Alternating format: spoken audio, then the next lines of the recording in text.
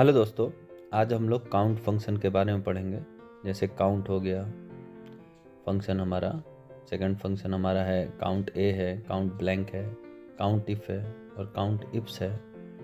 तो बेसिकली इन फंक्शंस को हम लोग कैसे यूज करेंगे और क्या क्या इसके यूजेज हैं उसके बारे में हम आपको बताएंगे।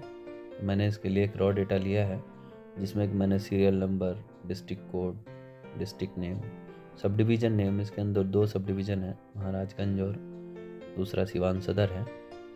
उसके बाद यहाँ पर ब्लॉक का नाम, फेजेस डिफ़ाइन किए हैं, फेज़ 1, फेज़ 2 और पॉपुलेशन मैंने डिफ़ाइन किया है। इसमें मैंने कुछ ब्लैंक सेल भी रखे हैं।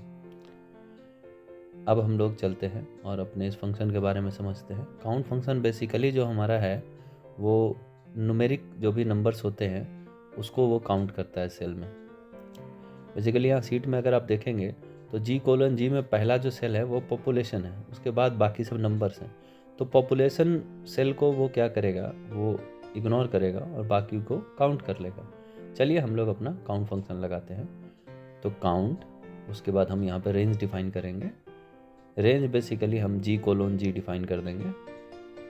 तो यहाँ आउटपुट जो हमारा है वो 15 आया। 15 मीन्स टोटल हमारा वैल्यू था वो 16 था, बट एक उसने नहीं किया।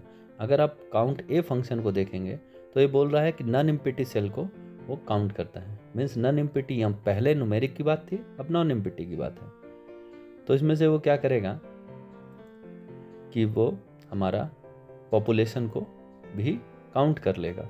तो इसलिए हमारे यहाँ पे जो वैल्यू आएगी वो 16 आएगी। चलिए हम लोग फॉर्मूला लगाते हैं काउंट ए, और अब हम लोग यहाँ पे रेंज डिफाइन करेंगे। रेंज डिफाइन करने के बाद हम लोग देखते हैं तो इसका हमारा आउटपुट 16 आया। क्यों? क्योंकि यहाँ पर पॉपुलेशन जिस सेल में लिखा हुआ है हमारा G1 में, उसको भी उसने काउंट कर लिया है। अब नेक्स्ट फंक्शन हमारा काउंट ब्लैंक फंक्शन है। काउंट ब्लैंक फंक्शन बेसिकली क्या होता है कि आपका सेलेक्टेड जो रेंज है उसमें जहाँ पर भी ब्लैंक होगा उसको वो काउंट करता है। तो हम लोग काउंट ब्लैंक फंक्शन लगाते हैं और रेंज डिफाइन करते हैं। रेंज डिफाइन अगर हम करते हैं तो G:G हमने रेंज डिफाइन किया, इसकी वैल्यू बहुत ज़्यादा आ गई, वो 14104 जो भी है, तो एक बड़ी वैल्यू आ गई। बेसिकली इसलिए आ रही है क्योंकि हमारा जो नीचे के सेल्स हैं ये भी ब्लैंक्स हैं, तो इसने क्या किया, इनको भी काउंट कर लिया। तो हमें बेसिकली यहाँ पर रेंज डिफाइन करना चाहिए। जैसे कि हम लोग डिफाइन कर सकते हैं G1 से G20, ये हमारा रेंज है कि इस रेंज के बीच में ही जितने ब्लैंक्स है सेल है उसको काउंट करके बताए। तो G1 से G20 हम डिफाइन कर देंगे, तो जिसके बीच में जो भी हमारे ब्लैंक सेल्स होंगे उसको वो काउंट करके बताएगा। अगर हम सारा अप्लाई करते हैं तो फिर वो गलत आंसर देगा। तो यहाँ पर हम G1 कर दिया और हमने G20 कर दिया। अब आप देखेंगे कि इसका आउटपुट 4 आया, बिकॉज हमारे जो G1 से G20 के बीच में 1, 2, 3 एंड 4 ये हमारे 4 ब्लैंक सेल्स थे। तो ये एक बेसिक काउंट फंक्शन के बारे में हो गया। हम लोग इसको डायरेक्टली भी कर सकते हैं और इसको सेलेक्ट करके भी कर सकते हैं। जैसे हमने यहाँ से इसको सेलेक्ट कर दिया और ओके कर देंगे तो बोथ आर सेम। उसके बाद अब हमारा काउंट इफ फंक्शन आता है जो कि इंपॉर्टेंट फंक्शन है। काउंट इफ फंक्शन बेसिकली क्या है, कंडीशनल काउंट होता है। मीन्स अगर मैं कोई चीज़ कंडीशन बेसिस पे काउंट करना चाहता हूँ, लाइक आप देख सकते हैं यहाँ महाराजगंज और सिवान सदर दोनों हैं, तो मैं चाहता हूँ कि D:D के अंदर जितने भी हमारे महाराजगंज या सिवान सदर हों, या फेज की बात करें तो फेज के अंदर फेज़ 1 और फेज़ 2 दो डिफाइन किया हुआ है। तो मैं चाहता हूँ कि फेज़ 1 जितने भी हो उसका काउंट आए या फेज़ 2 जितने भी हो उसका काउंट आए, तो उसका काउंट मुझे पता चल सके। तो इस फंक्शन को हम लोग समझते हैं कि हम इस फंक्शन को कैसे अप्लाई करेंगे। तो बेसिकली यहाँ पर हमारा आप देख ही सकते हैं, और हम फंक्शन लगाते हैं काउंट इफ, और हम लोग फंक्शन पे क्लिक कर लेते हैं तो इजी रहता है। ये बोल रहा है रेंज डिफाइन करने के लिए। रेंज बेसिकली जिस रेंज में मुझे ढूंढना है, तो हम यहाँ पर D:D डिफाइन कर देते हैं और यहाँ पर हम लिख देते हैं महाराजगंज। अब हमें एक चीज़ याद रखनी है कि महाराजगंज जो हमारा है वो डबल इन्वर्टेड कोट में पास होना चाहिए, बिकॉज एज ए टेक्स्ट को हम लोग डबल इन्वर्टेड कोट्स में पास कराते हैं। बिकॉज यहाँ पे 0 आ रहा है, जैसे ही हम यहाँ डबल इन्वर्टेड कोट लगाएंगे तो इसका एग्जैक्ट काउंट मुझे बता देगा। बट यहाँ लगाने की भी ज़रूरत आपको नहीं है। अगर आप नहीं भी लगाते हैं, जैसे मैं यहाँ पे हटा देता हूँ, तो ऑटोमेटिकली भी लगा लेता है।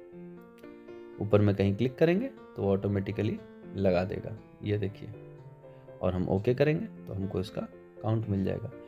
इसमें एक और तरीका है कि हम लोग इसको क्या करें, महाराजगंज की जगह पे हम B7 वैल्यू पास करा सकते हैं, क्योंकि B7 वैल्यू मैंने ऑलरेडी महाराजगंज लिख के रखा हुआ है, तो भी मेरा आउटपुट जो है काउंट का वो सेम ही आएगा। इससे बेनिफिट यह हुआ कि अभी हम इसको ड्रैग कर सकते हैं, तो ड्रैग करने से ऑटोमेटिकली नेक्स्ट टाइम उसने B7 पकड़ा और उसकी वैल्यू उसने 13 काउंट करके बता दिया।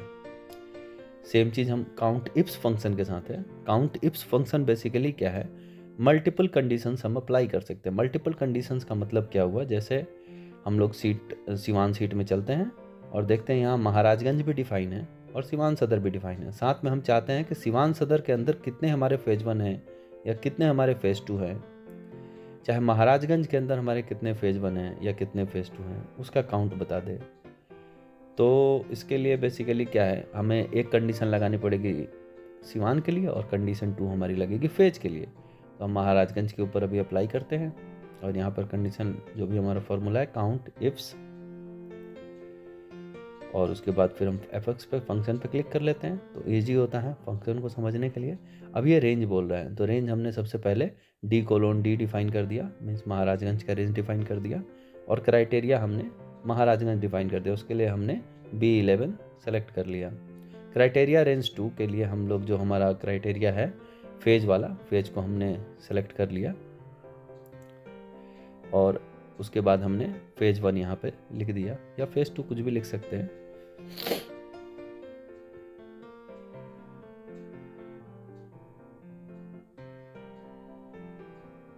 तो हमें इसमें 4 आउटपुट मिला।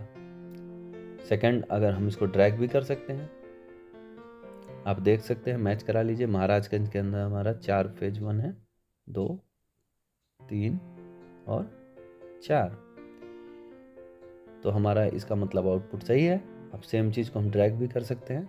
ड्रैग करने से क्या होगा, या हम फेज 2 के लिए ट्राई कर लेते हैं, फेज 2 में मेरा आउटपुट 2 आएगा।